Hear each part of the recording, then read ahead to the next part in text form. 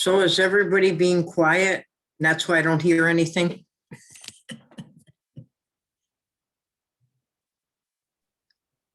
Yeah, no one has started talking yet. Okay, good. I thought, oh my God, I've gone completely deaf. I like the little yellow creature. It's it's kind of funny. Thank you. Appreciate it.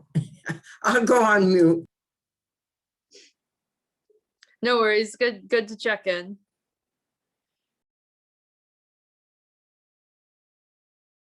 I am going to have to leave early. I probably won't do compost, but I can watch the recording if I need to. So thank you.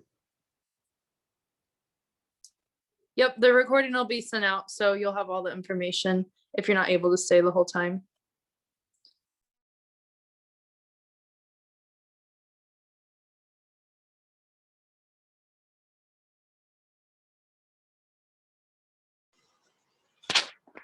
Hello, everyone.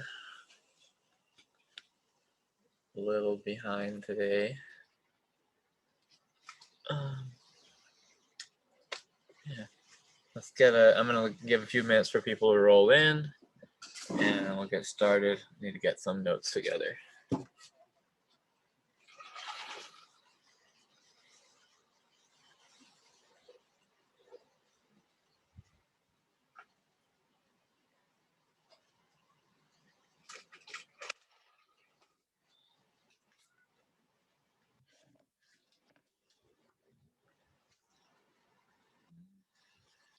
Hey, Delaney.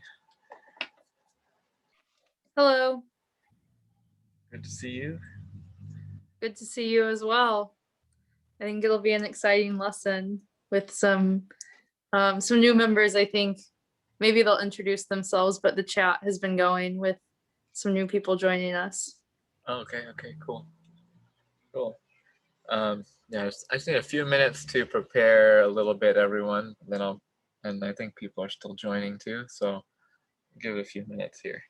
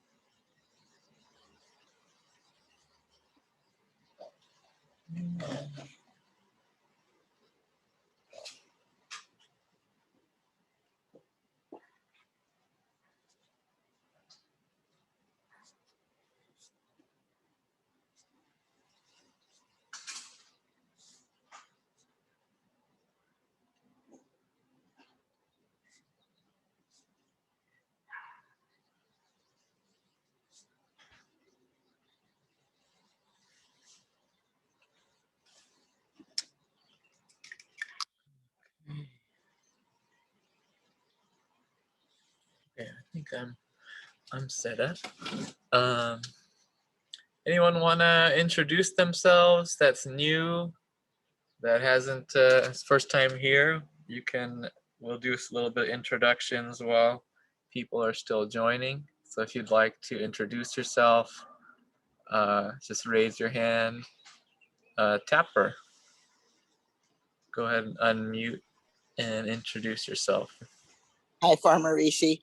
I've joined in before. I just didn't participate. I've been a member for a while, but I just didn't, I didn't join the Zoom meeting because I didn't know how to do Zoom. But then afterwards, I don't want to show my face, so I'm invisible, but I will speak. Okay, where are you joining us from today? From Cerritos. Oh, okay.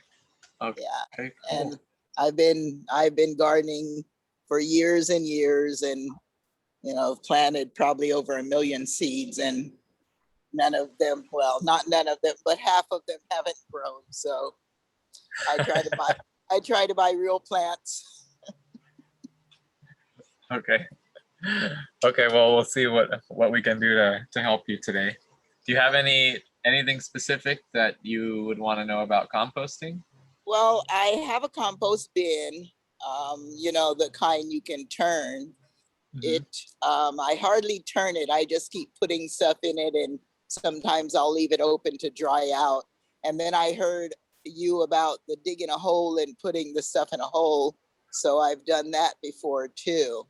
I just save all my kitchen scraps and end up with a lot of scraps. So, Okay. but Okay. yeah, I like to compost. Okay, great. Okay, yeah, well, I'm going to introduce some other methods today too.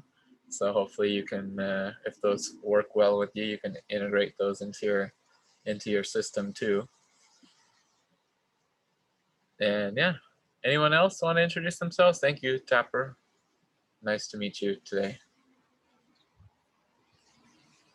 Anyone else? Anyone else? Okay. All right, I'm going to go ahead and start with the session then.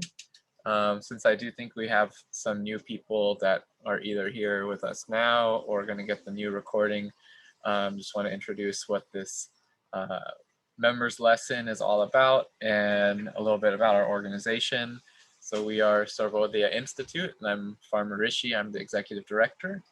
And our organization is focused on helping people to, we have kind of a new slogan that we're working on, and it's remember our role. So our new slogan is remember our role, and the idea being that we're not disconnected from Earth. We don't need to reconnect to Earth, but what we are trying to do through this work of gardening is remember our role as caregivers of this planet and of each other.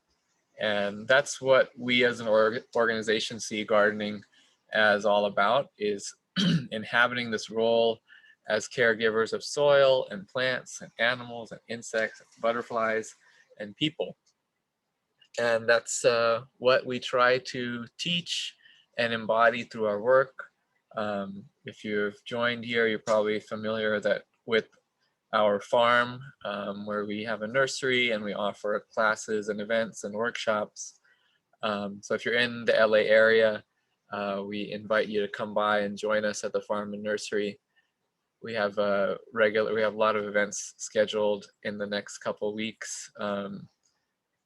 We just did a dye workshop, and I posted some pictures to our Instagram about the dye workshop. We used stinging nettle and avocado pits and oat gall to make a green dye, a brown dye, and a pink dye, and everyone got to take home their own dyed cotton bags.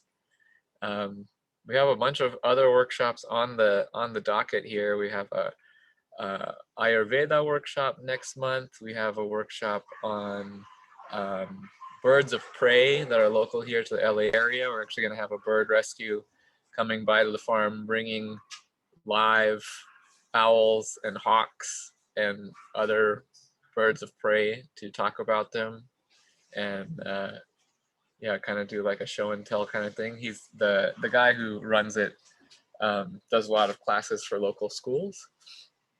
So I'm excited about that. It sounds fun, and it should be a good one to bring the kids or grandkids to. And there's more. We're going to try to send out an announcement via email with all the upcoming events. Yeah. So the members lesson every month, we focus on a different topic. It's usually me teaching it, and I'm trying to rope some other people in too, so that we have a little bit more diversity of viewpoints. And every month I just choose a different topic, and we spend the hour on that topic. I try to keep it seasonally appropriate, though we also we have members all across the US. So I try to also make it applicable to anyone. our seasons are kind of, if you're in the US, your seasons are maybe a couple months here forward or a couple months back. But you know, generally I try to keep it applicable for everyone. All right. So today we're going to be talking about composting, and specifically small space composting. And I know that at least in my experience teaching gardening over many years, composting is something that people tend to have a lot of difficulty with, especially if you're in a small space, because you know most people think that composting requires this giant pile. You got to pile all, you have to number one, collect all these materials, then you have to assemble them into a pile, and like maybe you need 3 piles, or maybe you need, you know, at least 2 piles. And how are you going to do that if you either don't have any outdoor space or you have really limited outdoor space?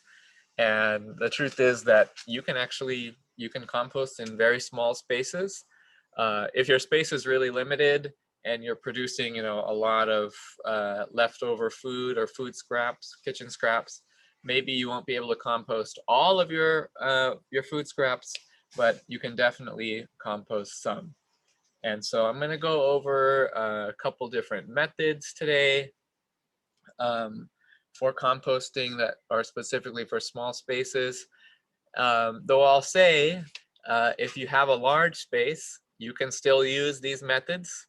And I personally don't make compost in piles at all. It's not something I've ever actually done. I wouldn't say, if you ask me to make a compost pile and turn it and manage it, I'm probably not that good at it because I haven't really done it that much. We used to make compost piles on our farm when we were a vegetable farm, and I had someone whose job that was, but we don't do it anymore, and we didn't do it before she was there. So you definitely don't need to make compost piles. That's not the only way to compost. It's not even, you know, it's not the best way to compost. It's just the most common way.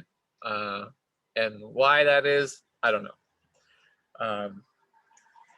Okay, so I'm gonna start with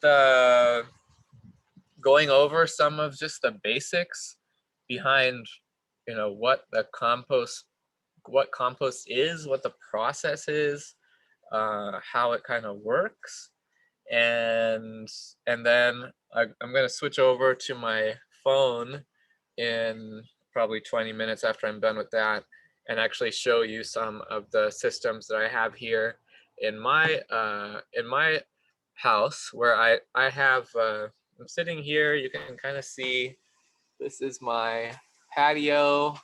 I have this kind of very skinny, long, it's like 5 feet by, I think it was 5 feet. Oh, what happened to my video?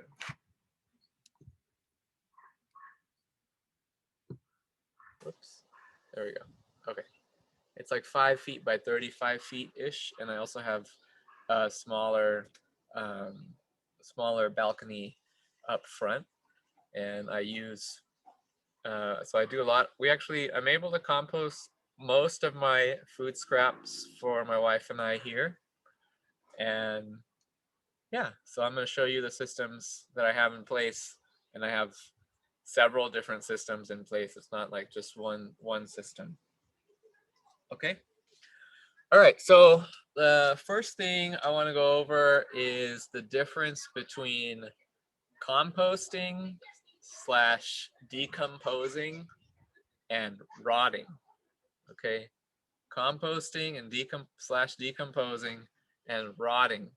These are 2 different processes, right? So when you are, if you've tried composting before, and you get a lot of like foul smells and like ooey gooey textures and black colors, then what you're getting is not really composting. What you're getting is rotting. And rotting is a way to break organic matter down but it's not the most pleasant way to break organic matter down. And it's not the best way for most plants. Like most plants don't want to have rotting material around them. There are some plants that do want that, but most of the plants that we're keeping in our garden are not going to want rotting material. So, you know, rotting happens when we have a lack of air, and we have too much, when we have too much water, and you know, those are kind of related. Like lack of air can be caused by too much moisture, and also too much heat. Okay, and I'm gonna, if you've taken composting classes before, you've probably heard of, you know, dividing materials into brown and green. And I find that to not be a really helpful distinction. I'm going to divide materials into hot and dry. Okay, and I'll talk about what that means in a second. So if you have too much hot materials, you're going to get rotting. Okay. When we're trying to get decomposition, decomposition happens in the presence of air, in the presence of moisture, and in the presence of a balance between hot and dry materials. Okay, so decomposition is very different than rotting. Decomposition doesn't have foul smells. Decomposition, you might have like pockets of foul smells in a decomposing pile or decomposing materials, but overall you should not have like extremely foul smells. Decomposing should be, you can actually get some quite pleasant smells from decomposing. Decomposition also produces heat. Okay, you'll actually feel heat coming off of the composting process. Okay, you'll get heat. Rotting does not produce heat. Rotting is a cold process. And decomposition, you don't get the black sludgy stuff that you get in rotting. In decomposition, you get more of a dark chocolate color. Okay, so it's not black. You're looking for like a dark chocolate color, and your end result should be a lot like moist and fluffy, right? So it shouldn't be sludgy. We should have more moist and fluffy because there's still air at the end of decomposition. Okay, so this is how we're trying to get to decomposition. Okay, we're not going to try to, rotting is pretty easy to get to. You can all, you know, figure out how to make stuff rot. You just leave it out and don't do anything. Your food scraps will rot. Decomposition, it's not difficult at all. It may require a little bit more care and thought to get materials to decompose. Okay, so like I said, we're looking for this balance between hot and dry materials when we're decomposing or when we're composting. And the way I want you to think about that, like what is a hot material and what is a dry material, it's pretty simple. If you take a bunch of hot material and let me say it a different way. If a material, when you pile it up, starts to rot and produce funky smells, that material is hot. Okay, so if you think about grass clippings, if you just pile up grass clippings and you just leave them in a pile, they will start to stink and, you know, gas off, right? So that grass clippings on their own will get stinky, and they're just like a lot of, you can tell there's a lot of energy in them, right? So a grass clipping is a hot material. On the other hand, if you pile up a material and nothing happens, you know, there's no heat, there's no gas, there's no smell, then that material is dry. Okay, so if you were to take leaves from a tree and you make a pile of leaves from a tree, they're probably just going to dry up, right? they're not going to make a bunch of funky smells. So leaves from a tree are dry. Wood chips are dry. Newspaper is dry. Cardboard is dry. Food scraps are hot. Grass clippings are hot. Manure is hot. What else do we have that's common here? Like coffee grounds. Coffee grounds are hot. Fiber, leftover fiber from your juicer is hot, right? And you can also think about like levels of hotness, right? So like food scraps are very hot, right? If you pile them up, they make a lot of stinky smells quickly. Horse manure is hot. It is hot, but it's not as hot, right? It doesn't produce as stinky a smell as piled up food scraps. Okay, and then same with the dry materials, right? Like wood chips, cardboard, paper, very, very dry. But green leaves from a tree or recently trimmed plant material, like plant bodies, like you just cut down your tomato plant, it's still green. Dry, but not as dry.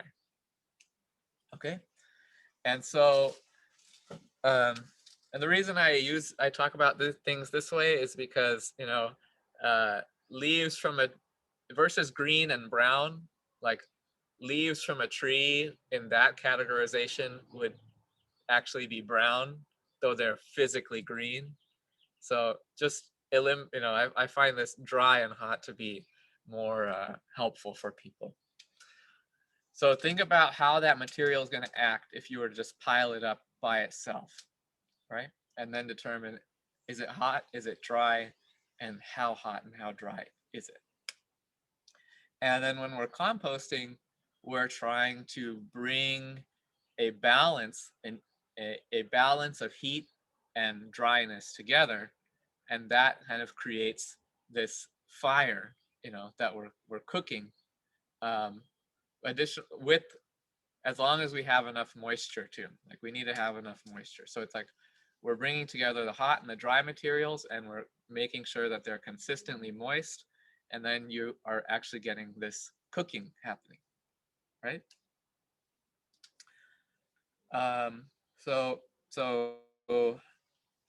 yeah, we're bringing these materials together. We're going to do that in various different ways, with various techniques, some of which I'm going to show you today. Other thing I want to just mention is like location. So if you have if you have options for where to put your compost, there's some locations that may be better than others. And for when we're trying to do composting, we want to look where ideally we're in kind of a neutral location, right? So we don't want to be in a super hot, fully exposed to the sun location if we don't have to be, because we're trying to maintain moisture in our composting process. So if we're in a super hot area, we'll have to add water to keep the compost moist. And if we're in a very wet area, let's say you're in a rainy location, and you just have your compost out in the open, and there's constantly water, getting into that compost, and you're not able to maintain air in the compost, then you're going to get rotting. Okay, so air is really important for decomposition, and water can prevent air from getting into our compost. Okay, I think that is it in terms of what I want to say. Yeah, as kind of an intro here. Any questions on any of that? I'm going to show you the different techniques next.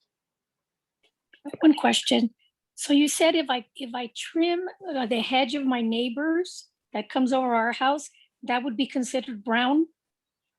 That would be, I don't say brown or green, so that would be considered dry. Dry. Okay, dry. Sorry. Dry. Yeah. Okay. It'll Even be a though it's dry alive, and I mean, even though it's green.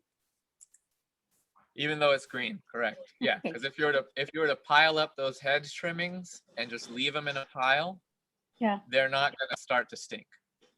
Right. Because that's Yeah, what I'll that- do too. I'll cut it and leave it there to start drying. So I don't have to do that then. No, you don't need to do that to compost that material. Okay, cool. Thank you. Yeah. I have a question. This is Eleanor. Hi, Eleanor. Yeah, go ahead. I have a black barrel composter, and because it's just I live in Altadena and there's just too many rodents and possums and raccoons and things like that. So I figured I needed to get something that was more enclosed. Is there an issue with that type of composter that you have to turn if you put it in an area? Because there's a lot of sun that I get in the day. So is that going to be an issue? Do you have the composter that looks like a Darth Vader's helmet? Yes, that's the one. Okay. Yeah, if you have a shady area that you could move it to, that would decrease your need to add water to it. But if you have to have it in the sun, it's also fine. Okay, and is that efficient to breaking down the materials? Yeah. One of the methods that I'm going to show you today, you can use with that bin, and it should work really well for you. Okay, perfect. Thank you. All right, cool. Okay, so primarily I'm going to be talking about like kitchen scrap composting today. So your food scraps from your kitchen. I have one of these on my kitchen counter that we just fill up. My wife and I probably fill this up every day or two. If it's helpful, I find it really helpful to have one of these. The other option for kind of just storing your compost before your food scraps before you're ready to put it out in the garden is to freeze it. Freezing actually breaks down your food scraps because the cell walls kind of all burst. The water expands as it freezes, and that'll actually kind of speed up the decomposition process. It's also really good for your worms. Worms will prefer frozen food that's been frozen. So just a note there on getting your food scraps before they come out in the garden. Okay, I'm gonna switch over to my phone. I will be right back.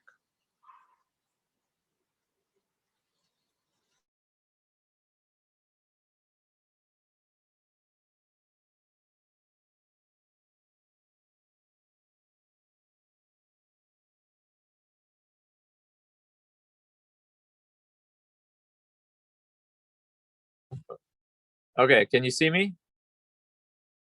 I'm over here now. Okay. All right, so pretty simple. I'm going to show you a few different things here. So number one, and this can work in ground or this can work in a pot. And I'm going to show you in a pot because my garden here is all in pots. But what you can do, okay, so this is a system for actually just composting in the ground.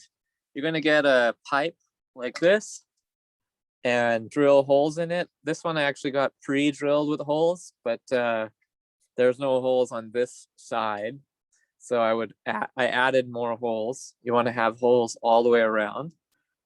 Put a cap on the bottom and on the top, and then just bury that right into your pot or into the ground. And then you can just add your food scraps right in there. I just put this in, so I haven't added any food scraps yet. But this is going to be pretty simple. Worms from the ground and microbes from the ground and beetles and all sorts of insects are going to just come into that pipe. They're going to eat the food scraps, and it'll actually take you like quite a long time to fill this up because, well, you might be able to fill it up really easily, but then all that stuff will just start breaking down and composting right in here. And then, you know, you wait till whatever's in here has broken down, and then you add more. And as you're adding, you might want to sprinkle in, you know, some dried leaves, like with your food scraps, just to get that mixture of hot and dry, and just keep adding in there. So you might want to have like, you know, you might want to have like a bunch of these in your garden, maybe, you know, as many as you can fit. So you have lots of different places to put your food scraps. And this is just a really like stupid easy way of getting some food scraps into the soil without having to, you know, dig anything. You can just add it in this way. All right, so that's very easy. I'm going to show you the next one, which is also super simple. We're going to go over here. My garden is a little bit of a mess right now. What's Okay, the diameter of the pipe of that cylinder? Oh yeah, it's a 4-inch pipe, and I just got it at the hardware store. I think that whole, you know, one of those with the lids was like $5. Okay, so if you had 10 of them, it'll cost you $50. The next system, also very, very simple. It's going to require that you buy. Now, this is going to sound funny that I'm asking you to buy compost to make compost, but that's what I'm going to ask you to do. I'm going to ask you to buy a bag of compost. So I bought this brand, Kellogg's, you know, garden soil. And we also sell compost. It's kind of funny. We sell bag compost like this at the nursery, but I forgot to bring some. So then I had to go buy some. But you can definitely come buy some from us instead. I just didn't have time to go to the farm. So I bought this compost, and when you get bagged compost, you know, it's not really broken down. It's kind of like half broken down. If you add this to your garden beds, they are not, you know, it's not going to provide a lot of immediate benefit to your soil because it's going to take a couple weeks for this to actually break down and incorporate into your garden. So what we're going to do here in this process is we're going to kind of compost the compost, and it's going to help. This is going to act as the dry material in this next system. And as you can see, like, you know, this is all piled up and it's not smelling. So this is what I would consider a dry material. And there's still a lot of like big pieces in here. You know, you can see all the like coarse wood chips. When you buy bagged compost, it's not really ready to go. It could use some more decomposition actually. So what I do is I just get a bag like that. Okay, that's a 3 cubic foot bag. That costs $10. And that's gonna last me like several months of doing this system of composting. Okay, so I just call this pot composting. So let me go get I need to get my food scraps.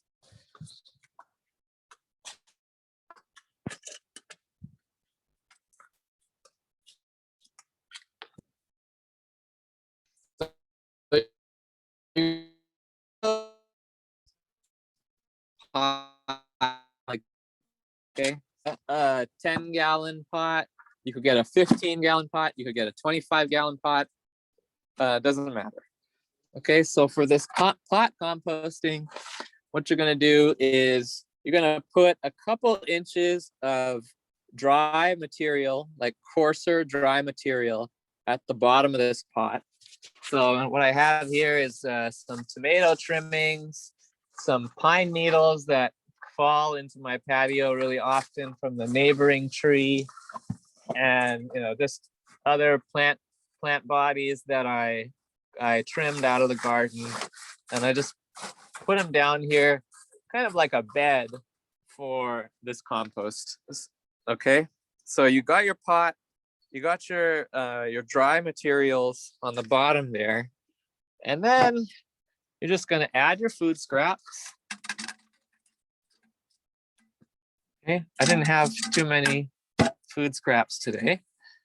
And every time you add your food scraps, you're going to take that bagged compost, which I have right here in this pot here, easily accessible. And you're just going to sprinkle it over your food scraps. Okay, 2-3 handfuls. Make sure everything is nice and covered so you don't get any flies, you don't get any smells. And that's basically what you're going to keep repeating, that process. You're going to add now. Okay, so now you might want to put a lid over this too. You can put a lid over this, and you're going to add your next dump of food scraps. You're going to add some more of this bagged compost. You're going to add your next dump of food scraps. You're going to add more bagged compost. Next dump of food scraps, more bagged compost.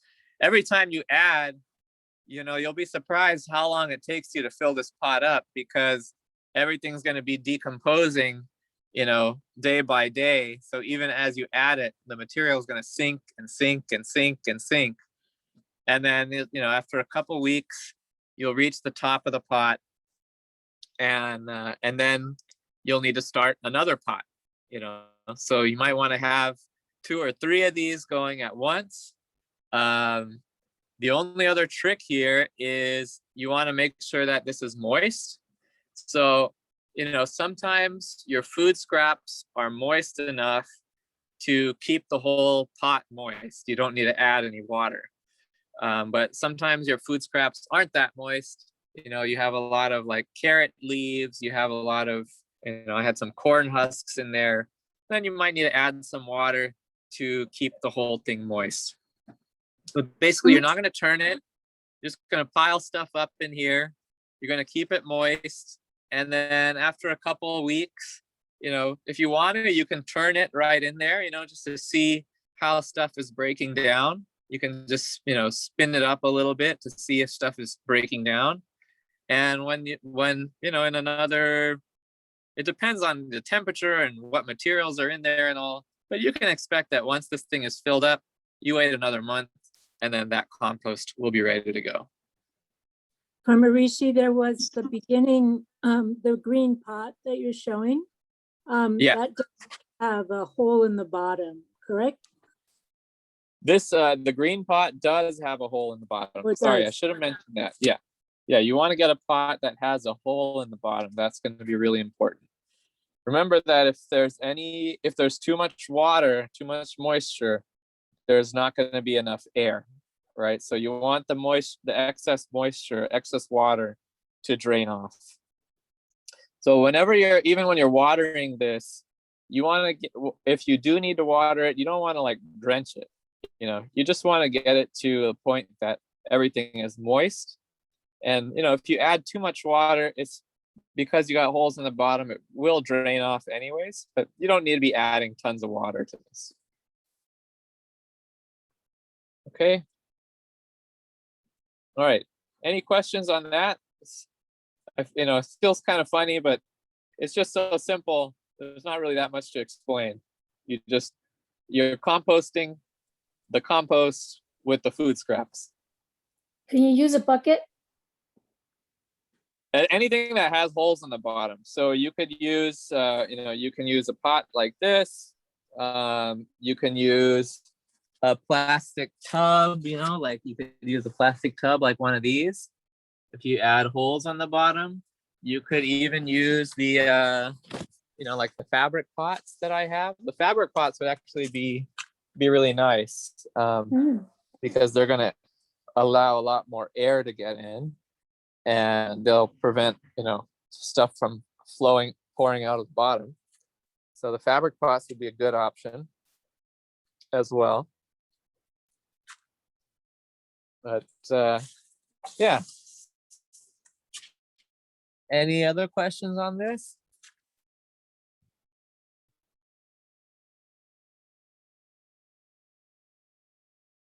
No question. Oh, I see. Sorry, I can't see the raised hands really well. Tapper, you got a question? Yes.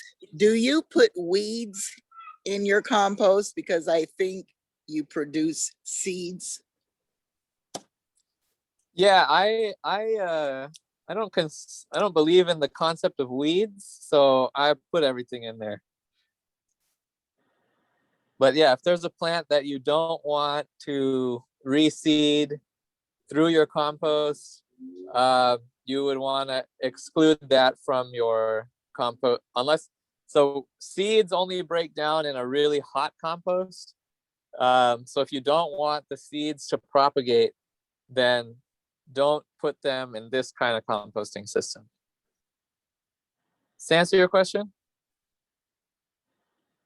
Yes. Okay. Okay. Anyone else have a question? Did Okay, you say I'm gonna. it takes 2 months to break down? Is that what you said? 2 months?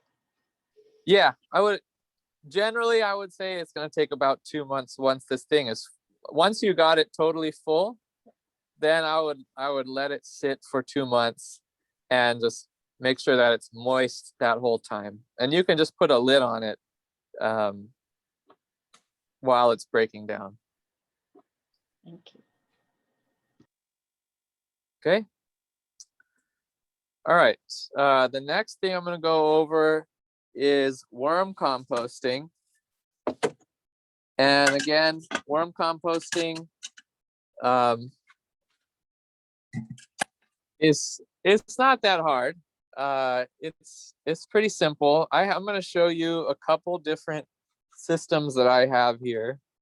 I have a lot of worm compost bins, and they all seem to work fairly well.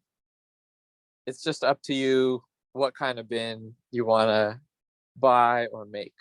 All right, so I'm going to start with this one. I have a bunch of stuff piled up on here that I'm in the process of composting. But if you want to buy a commercial bin, this is called a hungry bin. This costs about $300. And it does work really well. The company sent this to me, so I have it. You don't need to spend $300 to do worm composting. You can build a worm compost bin yourself. You can build a wooden one like this. That's going to take, maybe a day and cost like $50 maybe.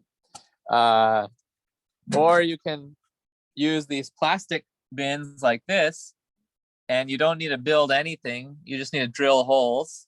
This will cost you, these things are $6 each, I think. So one of these will cost you like $20, $25. I'm going to show you each one. I'm going to show you the plastic bins and this wooden system right here right now. So if you go on the Sarvodaya Institute YouTube page, you can find the video of this, how I built this bin. Both of these systems are what's called a vertical migrating worm bin. So here, I feed into this worm bin on the top, okay? And it's basically a bunch of wooden trays like this that I built. Okay, it's a wooden tray, 2x4 tray with a mesh screen on the bottom. And you add food scraps on the top. When one tray, take a side view here. When one tray fills up, then you add the next tray. When that tray fills up, now I'm going to add the third tray. And then when the third tray fills up, then I'm going to scoot everything off. And in this bottom tray, this is very hard to do with one hand.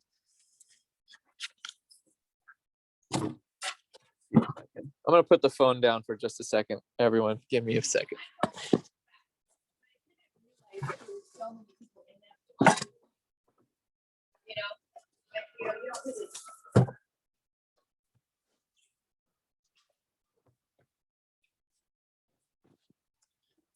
Okay, so my bottom tray here, there's the worms have all moved up into the upper tray where all the fresh food is. And in this bottom tray, what I'm left with is just compost. Okay, and you can see the texture of the compost. You know, we have this really nice dark chocolate color. It has, I mean, you can't smell over the internet, but it has no smell. It has this, or not no smell, it has a nice earthy, rich smell. And it's very, you can see how it's very fluffy, right? It's not soggy. It's not soggy. If I pick it up and I squeeze it, there's no moisture that's going to come out. And it's loose. It's not dry. It's not wet. It's nice and moist. And so I can now take the, you know, when I want to harvest, I just take this bottom tray out. I empty the compost into my garden. And now this bottom tray will rotate onto the top tray and become the top tray. Okay. I have so many things I need to say about worm composting.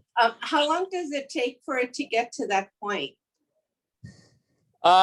Again, that always depends. It takes, you know, quite a while to fill up one level of this system because, you know, your food scraps, the worms are constantly going to be eating them. And as they're eating them, the food scraps are breaking down.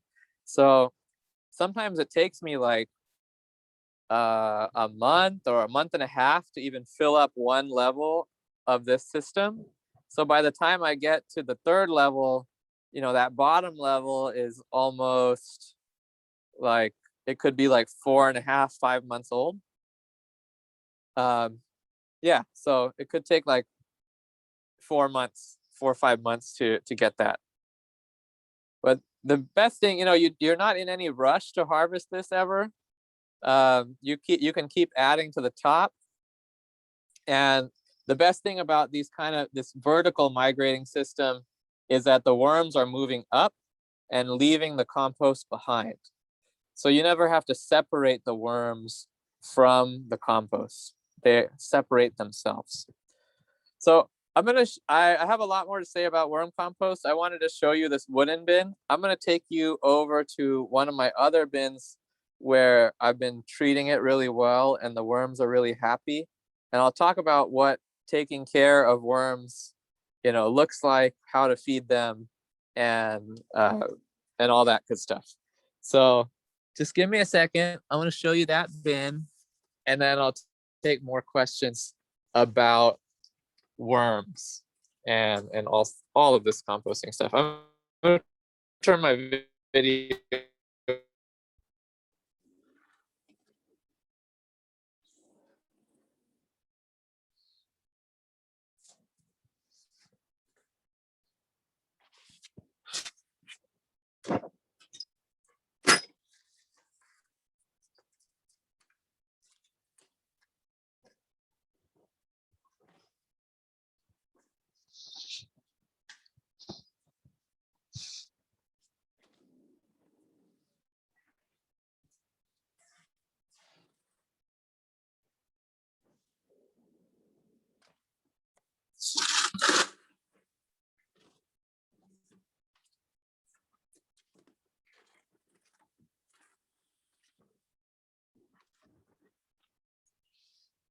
Okay, it just made a huge mess.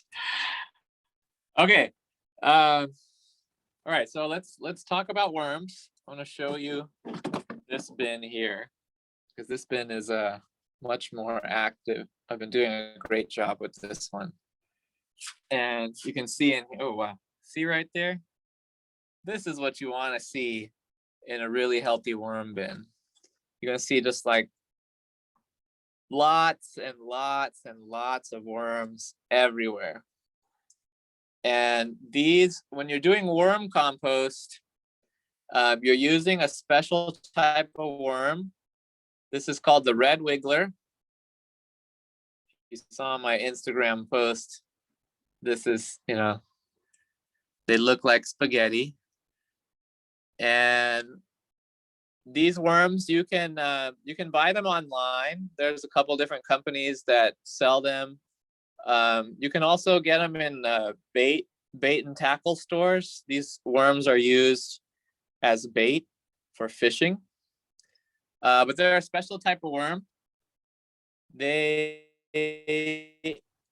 are a tropical worm. They basically like to eat our food scraps. They really like that a lot of the leafy and like soft leafy green type stuff, and they like very fleshy fruity stuff.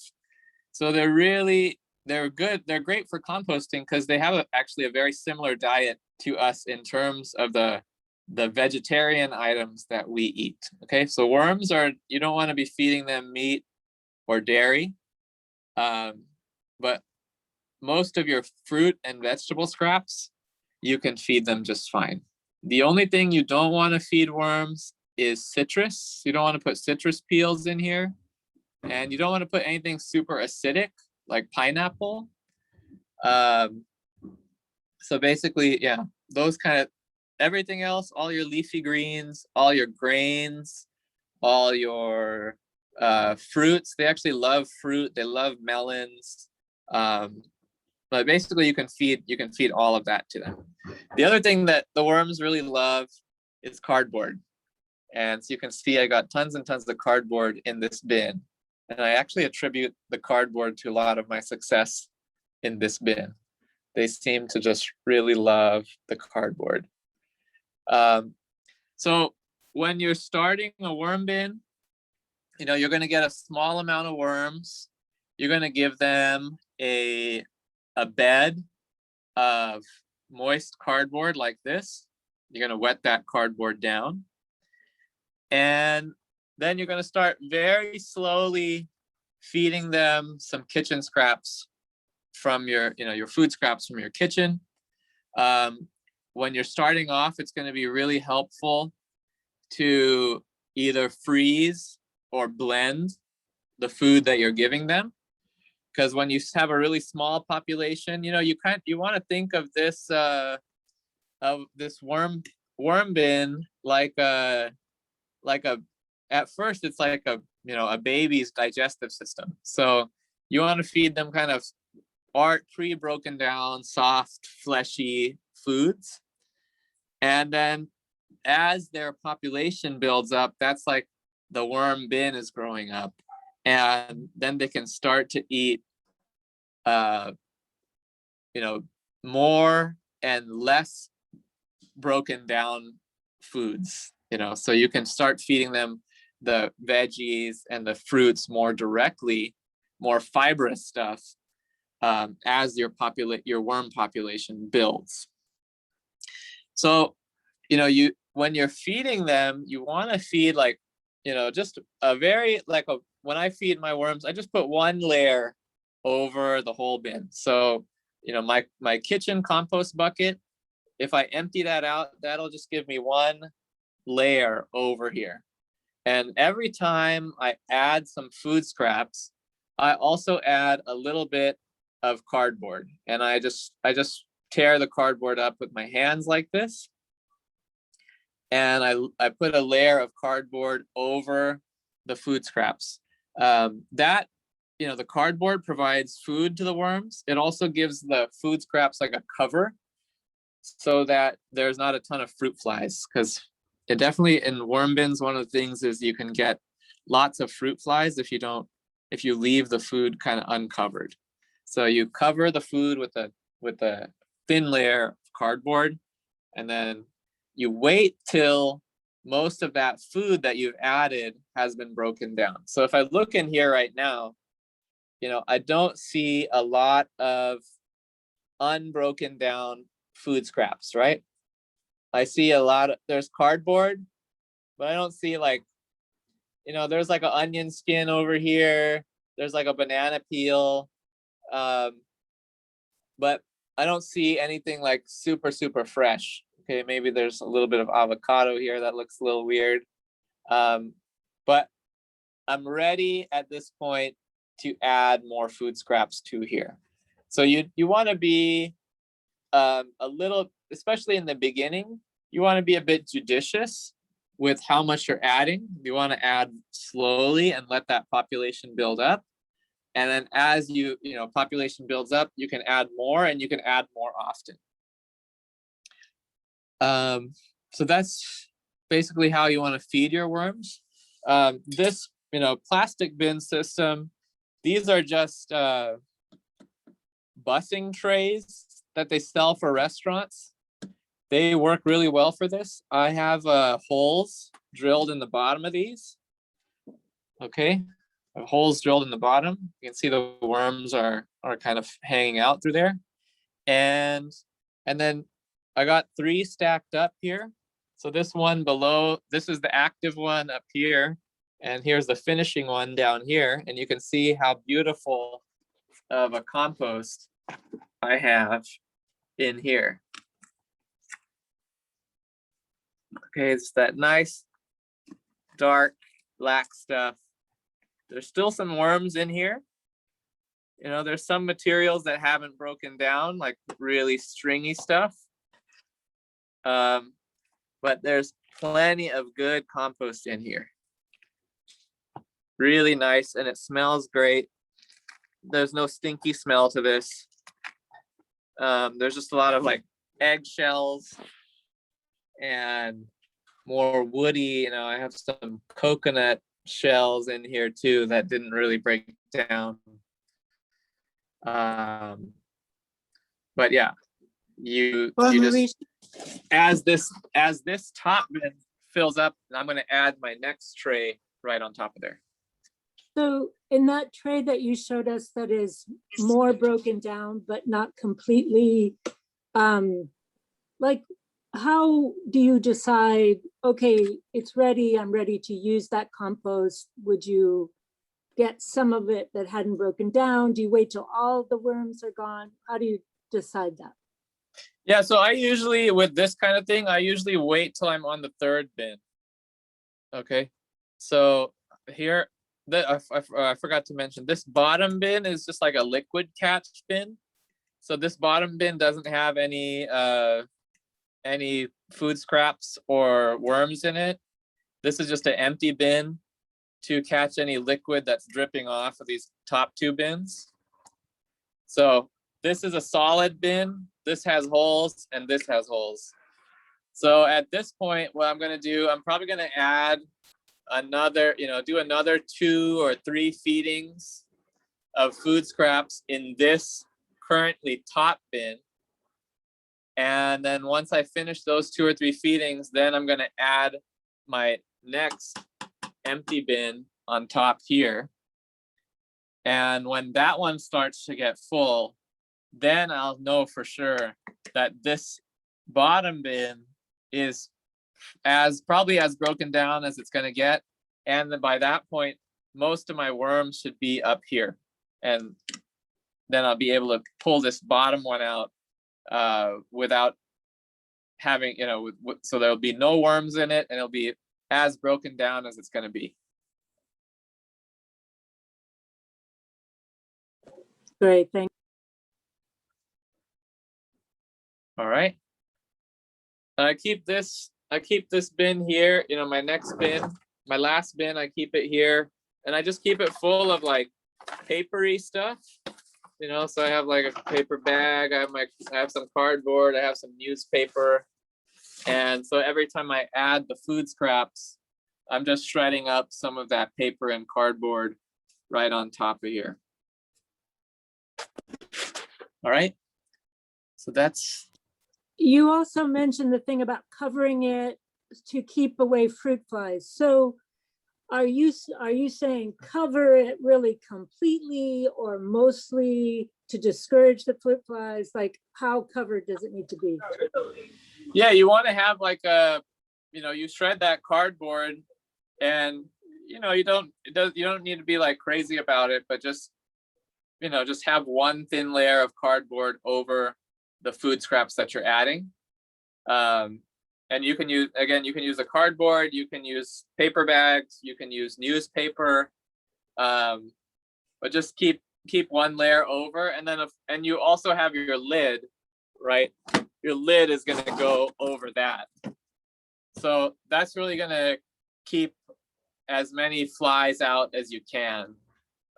There's always probably going to be some fruit flies, but this is pretty minimal. I mean, right now, there's probably like a dozen fruit flies, which is probably the best you're going to get. I've definitely, had times where I wasn't paying attention and I opened this up and there's like 1,000 fruit flies. So I'm doing a good job here.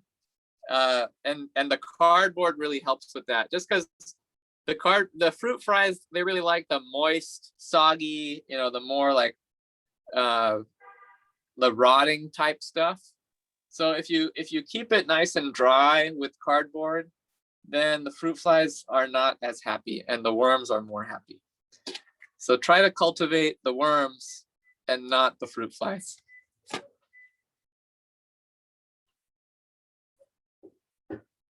Okay. All right, I'm gonna take questions here on the worm bin.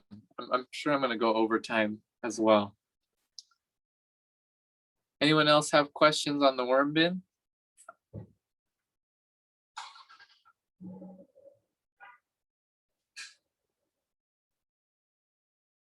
No? Okay. Oh, Tapper, yeah, go ahead. Okay, I have the compost bin. Now I have worms in it. Do you suggest putting cardboard, like tearing up cardboard and putting it in that bin? You definitely can. So, if you are in any type of system that you're trying to compost, you want to have that mixture of dry and hot. So if you've just been, one of the mistakes that a lot of people make is they get that kind of Darth Vader bin, as I call it, and they just start throwing their food scraps in there, and and then that's what they think composting is. But Yeah, been there. composting, you have to have that mixture of hot and dry. So you can use, you can be throwing your food scraps in there. You can be adding shredded cardboard, shredded newspaper. You can be even putting the bagged compost, the same way that we did in the pot. You could do that in your Darth Vader bin. Okay, that looks like my yard. I have a big bag of that too. Oh, okay. Yeah. So if you have one of those, just mix your food scraps with that. Honestly, like the mixing bagged compost with food scraps is the easiest way to compost at home. It doesn't cost you hardly anything. You buy a $10 bag of compost every 2-3 months, maybe. And you probably need to buy, most people probably need to be adding compost, like a lot of compost to their soil anyways. So you probably need to buy bag compost already to be adding it to your garden. So what you're doing is you're buying the bag compost that you already need to buy. Then you're integrating your kitchen food scraps into that bag compost, breaking that stuff down further, breaking your kitchen scraps down. And then with the, after 2 months, when all of that has been incorporated and composted together, now you're getting a much higher quality compost and adding that to your garden. So to me, it actually, for total beginner, just adding your food scraps to this compost, you can do that in a pot. You can do that in a Darth Vader bin. You can do that in a tote.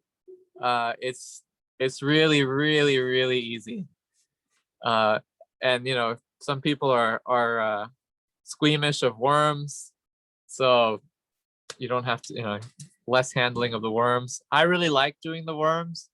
I find a lot of, when I can get a bin to the point like the one I showed you is, where there's just like clumps of thousands of worms, that brings me a lot of joy. And I like seeing them. and they're weird and creepy. And it's fun. I find it to be really fun. And worm compost is a little bit richer. It's a very high quality compost. But really, whatever works for you. Figure out what works for you. What's the best? What fits.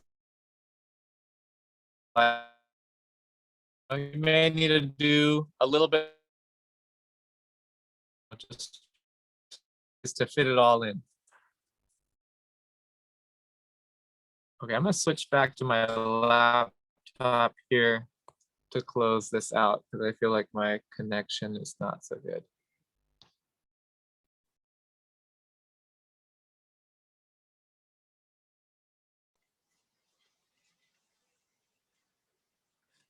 Okay.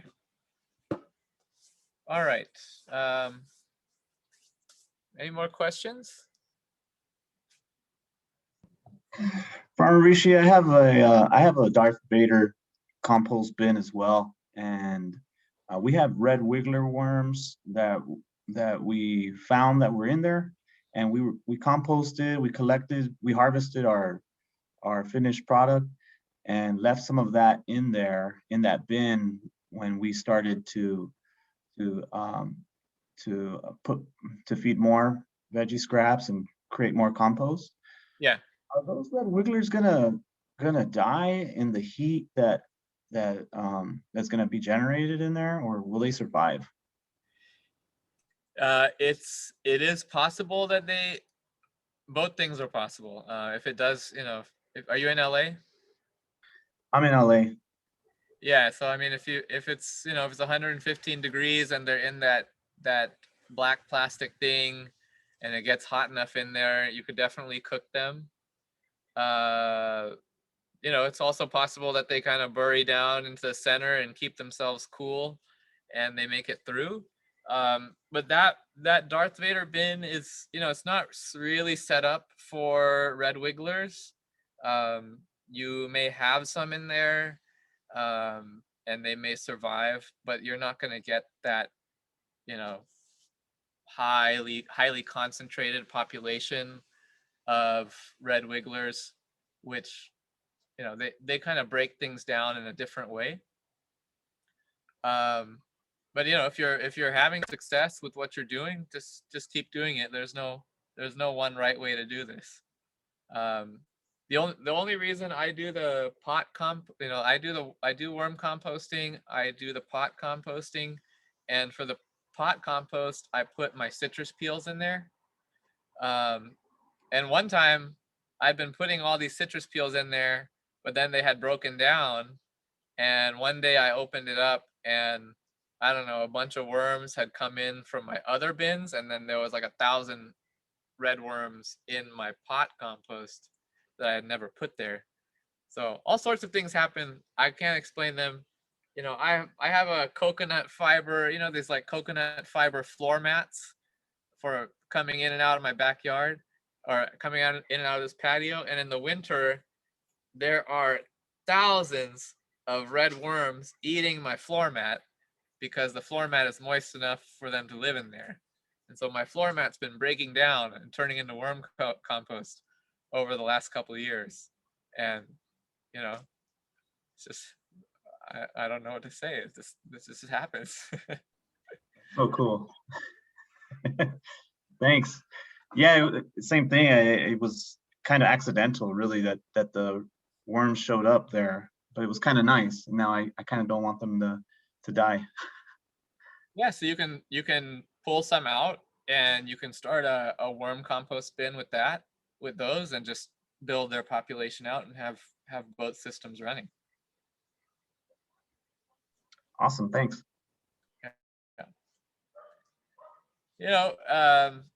There's no, like I said, there's no one way to do this. Just keep in mind the hot and dry, and if you can combine hot and dry in any way, you will get decomposition. The pile composting, where you make this big mound and you water it and turn it and all that, it does work, it can be a little bit faster if it's like really managed well. But people just have a lot of difficulty doing that. So I just find these other systems much easier, and much more conducive, especially to small spaces. So for me, I get to harvest like, in a year, I might harvest like 4 or 5 of those trays of worm compost. And that's so much for my tiny little garden. Like I've got plenty of compost for my garden, and I'm able to compost most of the kitchen scraps that we have. Like the only things I don't compost, if I have like a ton of meat, like, I don't know, we forgot some meat in the fridge, then I will landfill that.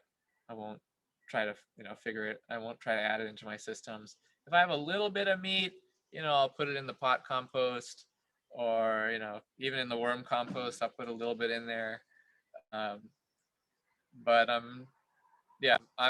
the most important thing, I used to do I think one of the reasons that I was terrible at worm composting for many years was because I was so concerned with not throwing things in the landfill. But then I realized, like, then I would be overfeeding my worms, or I'd be overfeeding my compost systems. I wouldn't have enough capacity, and then I'm like dumping too much material on them. And then, the decomposition turns to rotting, or I killed off all my worms, and now like I can't compost anything. So one of the major shifts for me was like, all right, and I don't know if anyone has the same level of like eco anxiety that I had, but I was so concerned with not putting stuff in the trash that I would just end up killing my compost systems. So, pay more attention. I would say pay more attention to the health of that compost system. Think of it as don't think of it. I mean, it is a living digestive organ. So treat it like a living being, and, how much you feed it, when you feed, the moisture, like pay attention to all those things and to the health of the that whole overall organ, rather than being worried about, oh, I gotta throw, I can't throw anything away, I need to compost everything. Once I made that shift in my mindset, I went from, having enough worms in my one bin to then being able to split that one bin in 2 bins, being split those 2 bins into 3 bins and 4 bins and 5 bins, to the point that I'm at now. But then, like, even, stuff happens. Like I went away because of the pandemic. I went to stay with my in-laws for like a month. So like one of my bins, I don't know, the worms just disappeared when they dried out, and I've been trying to get them back in, and I don't know, I'm not having, I'm still struggling a little bit, but some of the bins are doing really well, and you just keep trying and keep practicing. You'll figure it out.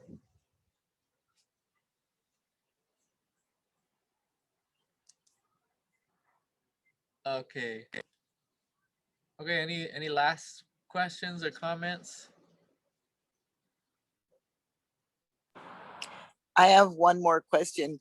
If you let the food rot, if you had some rotted food, can you recover that, or will it ruin the rest of your compost? That's a really good question. Yeah, you can definitely recover that. So as soon as the rotting stuff is a bunch of hot stuff. So if you introduce a bunch of dry into that heat, then you'll start to come back into balance again. So if your compost, if your worm bin is rotting, if your pot compost is rotting, or just the food scraps in your kitchen compost collection are rotting, then you want to add dryness into that. And adding dryness means there'll be air, and once there's air, you're going to move back into decomposition. Okay, yeah, so nothing is lost. You know, nothing is irrecoverable. We can always make adjustments and compost on, you know. Okay. All right, it's about 6:45. So I thank you all for joining me. Hope you enjoyed the lesson. I feel like I was a little bit scattered, but you know, happens. That's good. Thank you, Sergio. Thank you. This All was my first one and it was great. It Okay, was that also makes me feel really helpful to see the worm bins, because I've heard you talk about them, and it was really helpful this time when you were actually showing the bottom, and yeah, it was very good. Okay, cool. Yeah, I hope everyone can start a worm bin. I really enjoy it. My grandpa is a big worm bin guy too. My grandpa has like 15 worm bins, and he's all about them. So, all right. Have a great evening, everyone, and we'll see you next month. I haven't figured out what the topic's going to be, but you'll find out soon. Thank you. Good night. Thanks. Good Good night. evening. Thank you.